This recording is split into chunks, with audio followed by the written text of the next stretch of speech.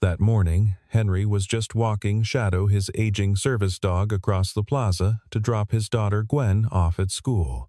His worn jacket made him look out of place among the luxury cars surrounding Alexandra, the CEO signing a security contract in front of cameras. Alexandra glanced over and let out a mocking comment. The crowd erupted in laughter. Henry stayed silent until Shadow stopped short, growling low. A man pulled a gun from the crowd, and every laugh died instantly. The morning had started like any other. Henry woke before dawn, the habits of his former life still governing his routines even years after leaving the service. 5:30 every morning, he checked the leash, running his fingers along the nylon webbing for frays or weak points. He inspected Shadow's paws for signs of arthritis, watching for the subtle flinch that meant the old dog was in pain. At 10 years old, Shadow was well past his prime for active duty. The muscles that had once rippled beneath his dark coat had softened with age. His muzzle was graying, and sometimes he needed a moment to stand after lying down for too long. But those instincts, the ones that had saved lives in combat zones halfway around the world, were still sharp. Henry knew it, even if he rarely acknowledged it anymore. He'd trained Shadow himself, back when they were both younger, both serving in a canine unit that operated in places civilians didn't hear about on the news. They'd been a team, synchronized in ways that went beyond commands and obedience. Shadow had been his partner, his early warning system, his lifeline. Then came the incident that ended both their careers. An operation gone wrong, politics and blame, sealed files that Henry wasn't allowed to discuss. The military had thanked him for his service and shown him the door with a handshake and a pension that barely covered rent. Shadow came with him, at least. Retired from active duty, but still carrying the skills that had made him invaluable. Now Henry worked construction when he could find it, picking up day jobs that paid cash and didn't ask too many questions. He avoided crowds when possible. Crowds meant questions, recognition, people who might remember news stories from years ago. Henry didn't want anyone recognizing him from his days in uniform. Didn't want to explain why a decorated handler was living paycheck to paycheck with a daughter to raise alone. But today, the plaza was unavoidable. Gwen's school bus stop sat on the far side, tucked behind a row of office buildings that had been renovated for the city's ongoing downtown renewal project. The normal route, quiet side streets that Henry preferred, was blocked for construction. Orange cones and barriers had appeared overnight, forcing pedestrians to detour through the main plaza. The detour would add 20 minutes they didn't have. Gwen's bus didn't wait for anyone, and missing it meant Henry would have to walk her the full 3 miles to school, making him late for the job he'd lined up for the day. So Henry tightened his grip on Shadow's leash and moved through the gathering crowd with his head down, his daughter's small hand tucked safely in his other palm. Gwen trusted him completely. At 7 years old, she'd seen enough of the world to know it wasn't always safe, but she believed her father could handle anything. Henry carried that trust like a weight, determined never to let her down the way life had let him down. He'd taught Gwen one rule above all others. If you see danger, you stand behind me. She'd nodded solemnly when he first told her, her wide eyes taking in the weight of his words. She was 7 years old, but she understood that her father wasn't like other dads. She'd seen the scars on his arms, heard him wake from nightmares he never explained. On the far side of the plaza, Alexandra stood beneath a banner emblazoned with her company's logo, a sleek shield design that promised protection and innovation. She was launching SmartGuard, a new crowd security system that used artificial intelligence and predictive analytics to identify threats before they materialized. The technology represented 3 years of development and $30 million in investor funding. The press loved her. She embodied success, sharp suit tailored to perfection, confident posture honed through years of boardroom battles, a smile that never wavered even when the cameras stopped rolling. She'd built her company from nothing, Or at least that's what the profile said. The truth was more complicated, but Alexandra had learned to control her narrative the same way she controlled everything else in her life. She hired the best people, paid them well, and expected flawless execution. Her rise through the tech industry had been meteoric, fueled by smart investments, aggressive marketing, and an instinct for what clients wanted before they knew they wanted it. But success had come with blinders. Alexandra rarely left her controlled environments, boardrooms, luxury hotels, private cars with tinted windows. She'd stopped seeing the world the way most people experienced it. Her perspective had narrowed to profit margins and market share, and somewhere along the way, she'd forgotten that security systems were meant to protect real people, not just generate revenue. Beside her stood Ingrid, her public relations director, whispering reminders into her ear. Everything has to be clean. No mistakes. The investors are watching the live stream. Carter, the head of security, stood with his arms crossed, surveying the perimeter with the calm arrogance of someone who believed his systems were flawless. "The perimeter is locked down," he said into his radio. "No one gets through." But Henry was already through, slipping along the edge of the crowd with Shadow at his heels. A security guard stepped forward, hand raised. "Sir, you can't be here. This is a private event." Henry gestured toward the far side of the plaza. "I'm just passing through with my daughter. School bus is over there." The guard hesitated, but Carter's voice crackled through his earpiece. "Get him out of the frame. We can't have anyone ruining the shot."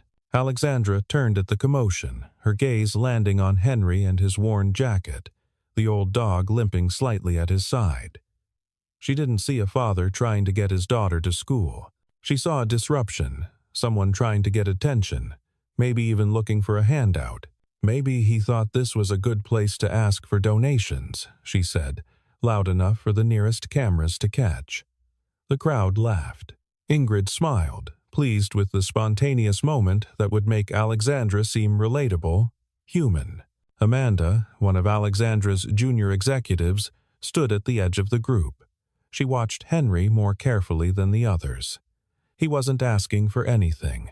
He wasn't even looking at the stage. He was just pulling his daughter along, trying to leave as quickly as possible. Something about the moment didn't sit right with her, but she said nothing. Henry felt the heat rise in his face, but he kept moving. He wouldn't give them the satisfaction of a reaction. He wouldn't let Gwen see him angry or humiliated. But Shadow had stopped moving. The dog's ears were up, his body tense, his nose working the air with sharp, deliberate sniffs. Henry glanced down, recognizing the shift immediately. Shadow had detected something. Not food. Not another animal. Something wrong. Carter approached, flanked by 2 guards. "Sir, I'm going to have to ask you to leave the area. For your own safety." Henry's jaw tightened. "I'm trying to. Just let me get to the other side. Not through here. Go around. That'll take 20 minutes. My daughter will miss her bus." Carter's expression didn't change. "Not my problem." Shadow barkled, low and steady, the sound rumbling from deep in his chest.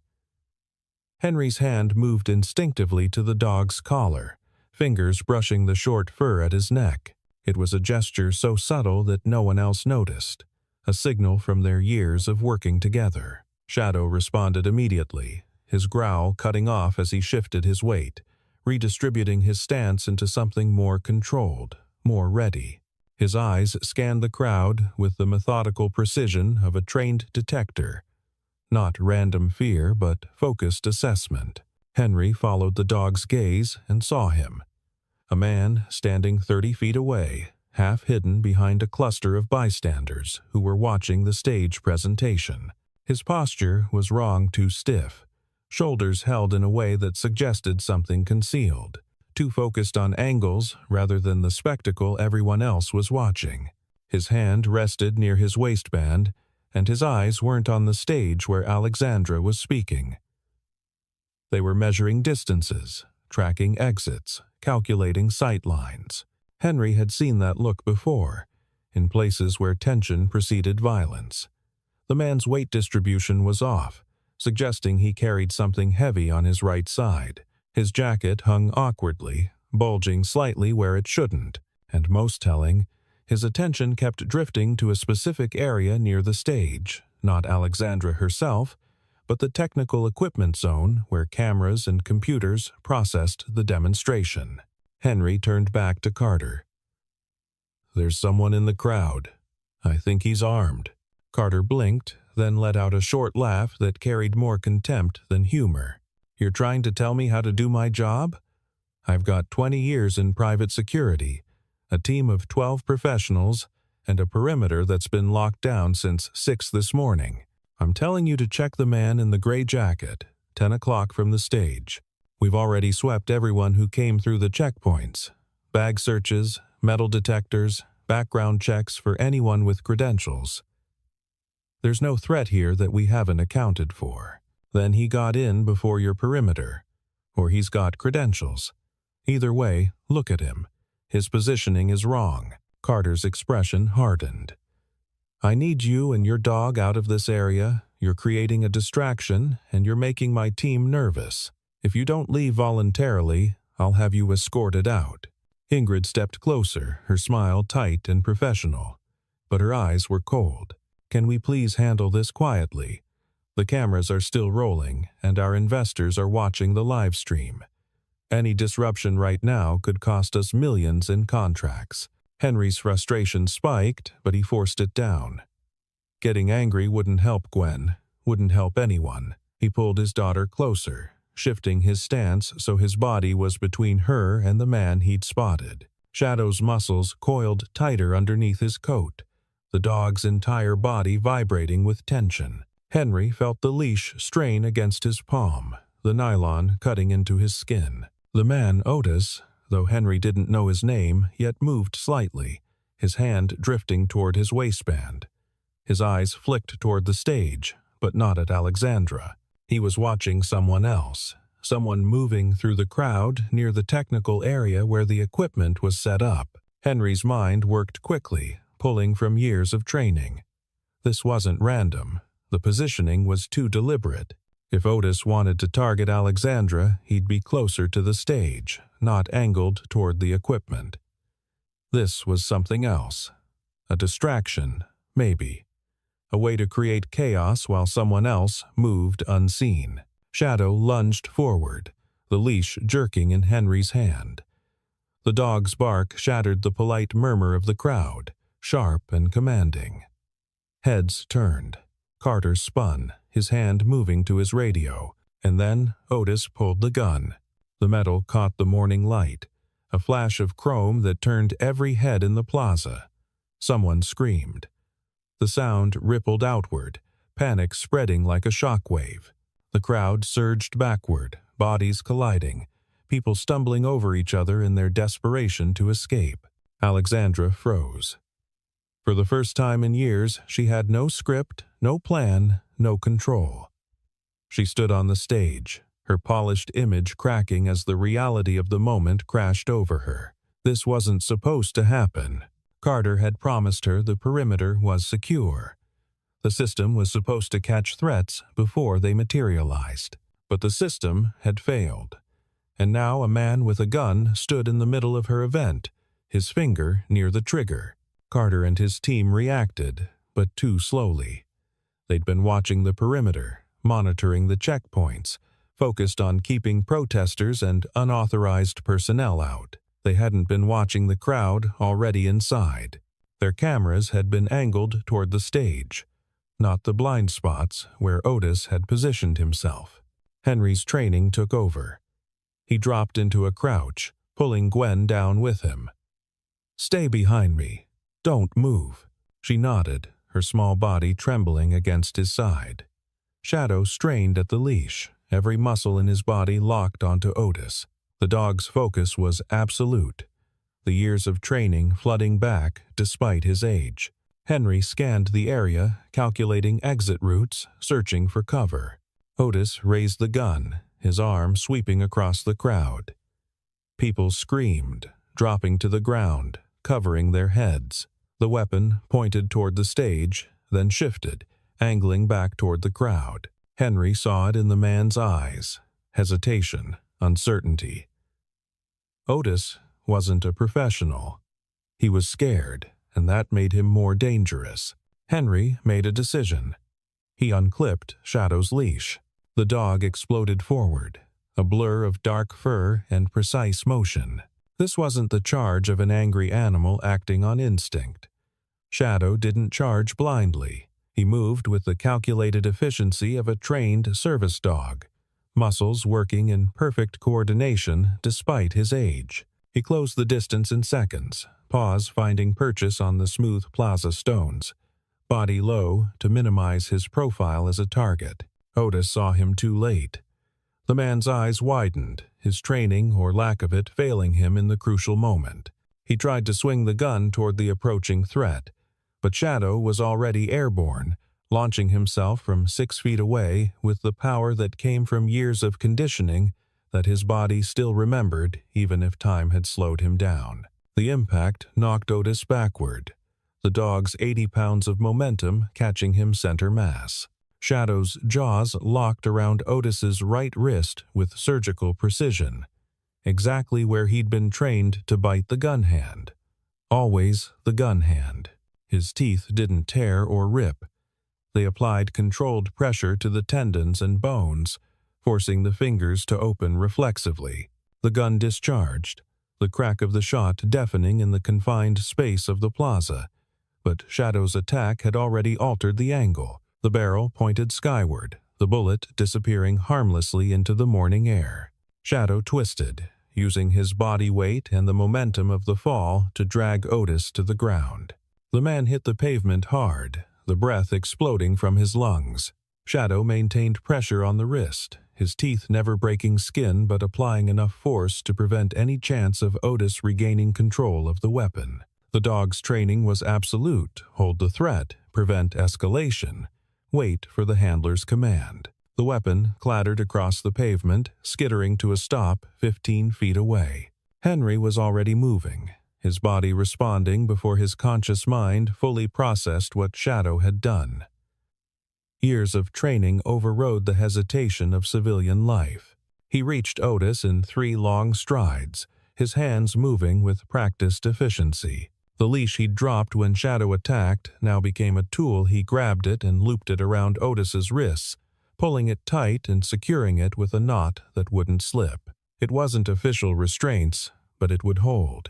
"Shadow, release," Henry commanded, his voice calm despite the adrenaline flooding his system. The dog immediately let go, backing off 2 steps but maintaining his focus on Otis, ready to re-engage if the threat renewed itself. Henry checked Otis for other weapons, his hands moving quickly but carefully, patting down the man's jacket, waistband, and ankles. He found nothing else, just a wallet and a phone. He kicked the gun further away, putting more distance between the weapon and anyone who might try to reach it. Carter and his team finally reached them, weapons drawn, shouting commands. But it was over. Otis lay pinned beneath Shadow, his hands bound, his face pressed against the concrete. Alexandra stood frozen on the stage, her eyes wide as she watched the scene unfold.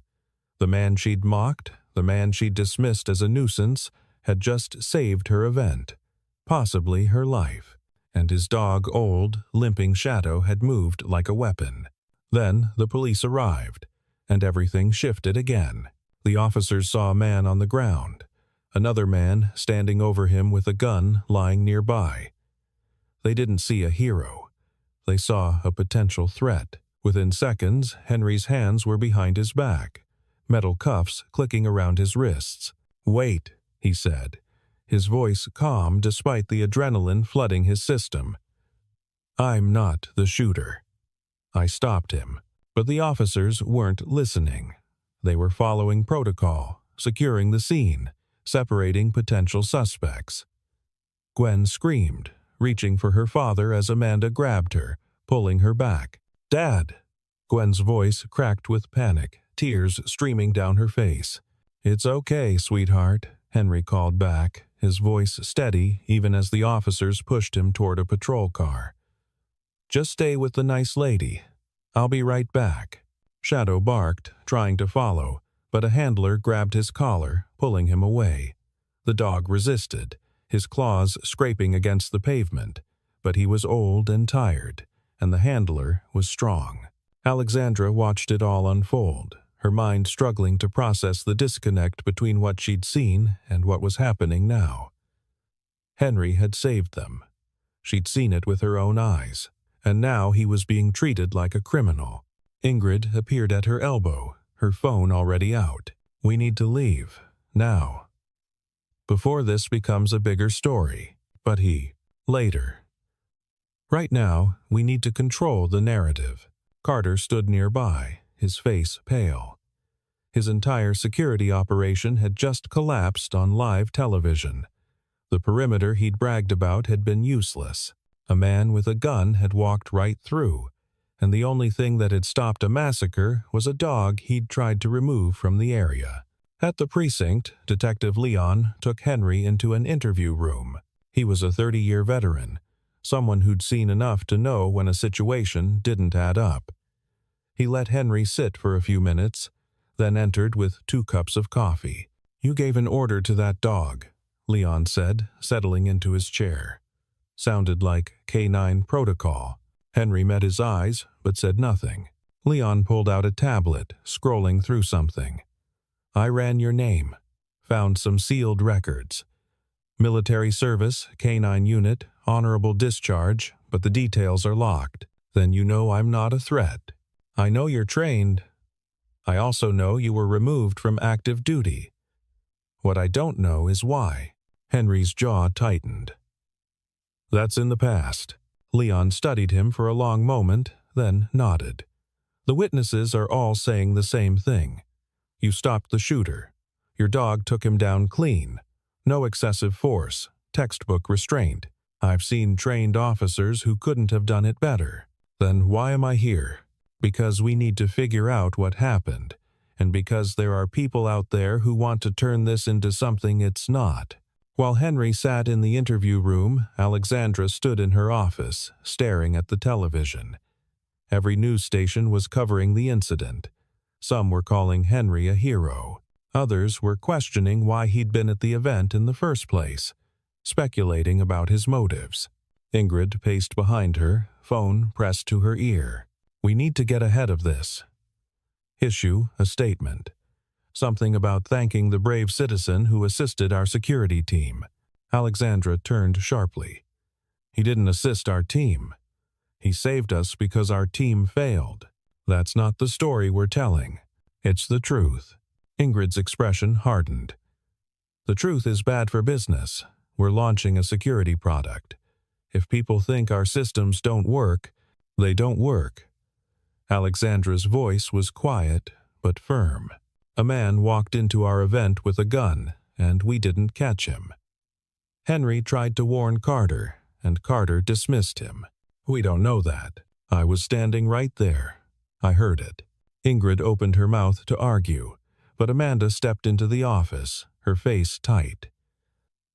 "Henry's daughter is asking for him. She won't stop crying." Alexandra felt something twist in her chest. She remembered the little girl, the way Henry had pulled her close, shielding her with his body. She remembered the fear in the child's eyes as her father was dragged away in handcuffs. Where is she? Downstairs with building security. Alexandra grabbed her coat. "I'm going to the precinct." "Alexandra, that's not. I'm going." She paused at the door, looking back at Ingrid. "And find out everything you can about Henry. I want to know who he really is." At the precinct, Alexandra had to use every bit of her influence to get past the front desk. When she finally reached Leon, he looked surprised but not displeased. "Miss Reed, didn't expect to see you here. I need to speak with Henry.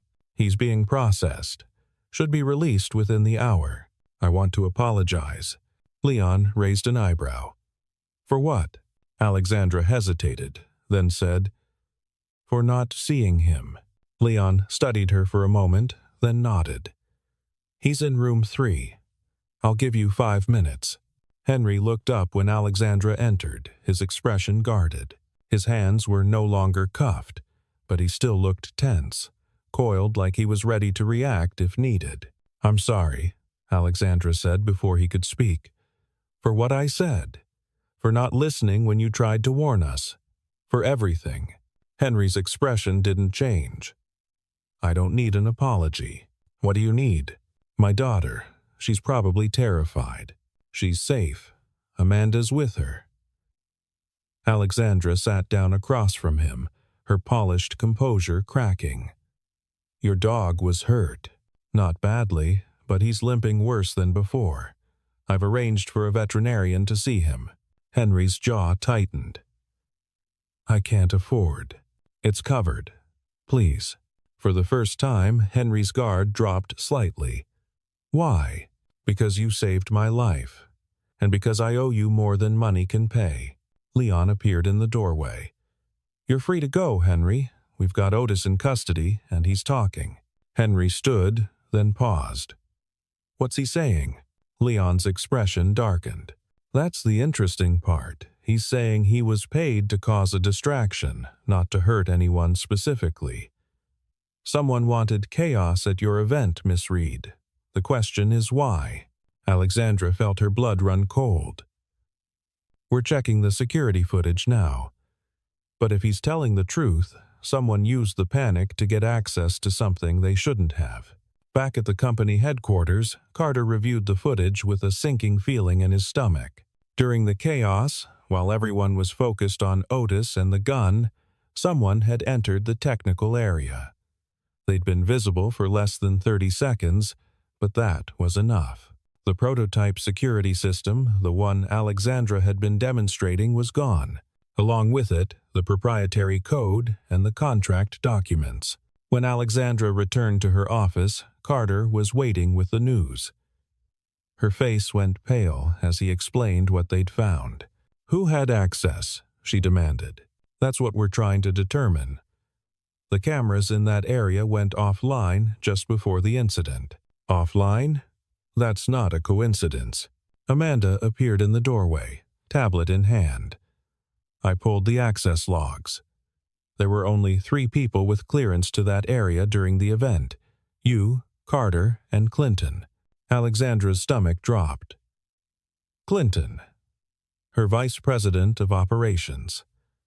The man she'd passed over for promotion 3 months ago. The man who'd been vocal about his disagreements with the new security system, calling it overpriced and unnecessary.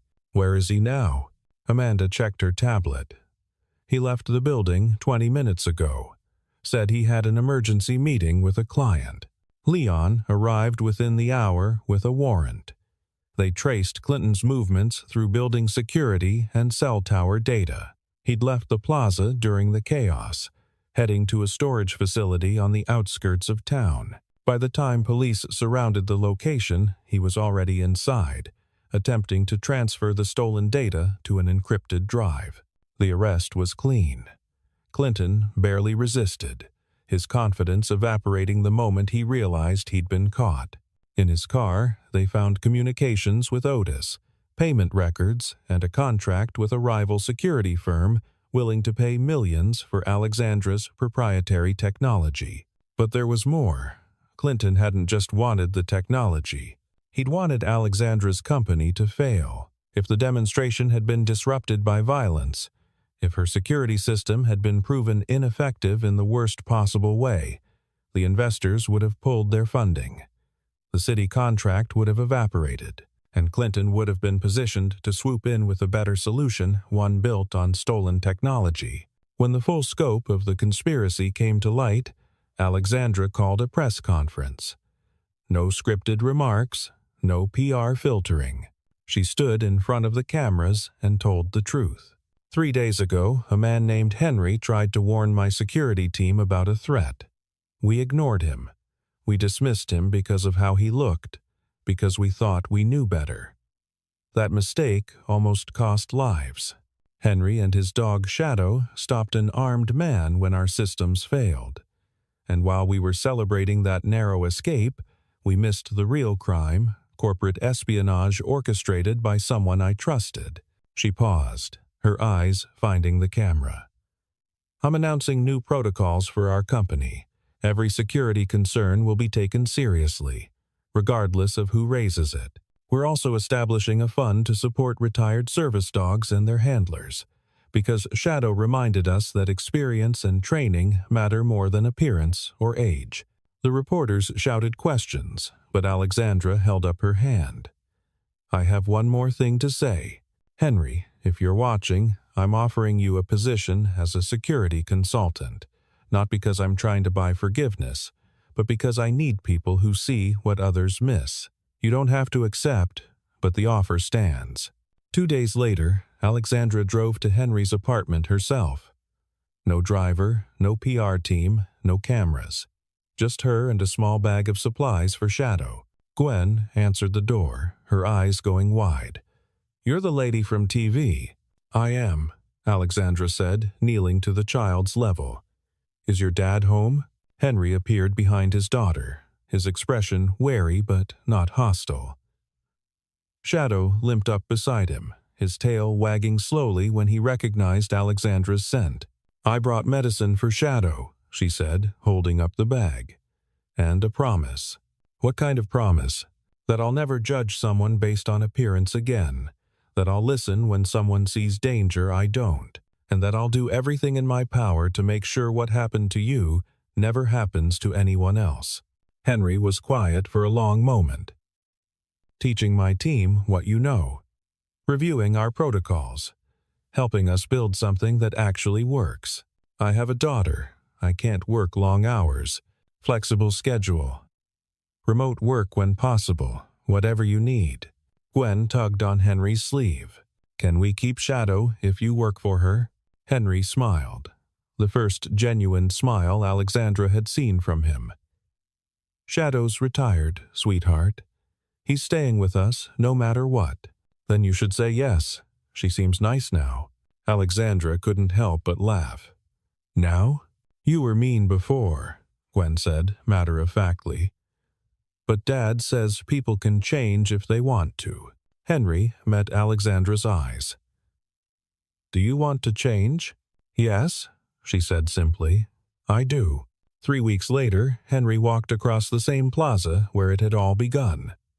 This time, Alexandra walked beside him, and Gwen skipped ahead with Shadow on his leash. The dog moved slower than before, his service days truly behind him, but his head was high. People recognized them. Some waved, others smiled. A few approached to thank Henry for what he'd done. He accepted their words with quiet grace, never making himself the center of attention.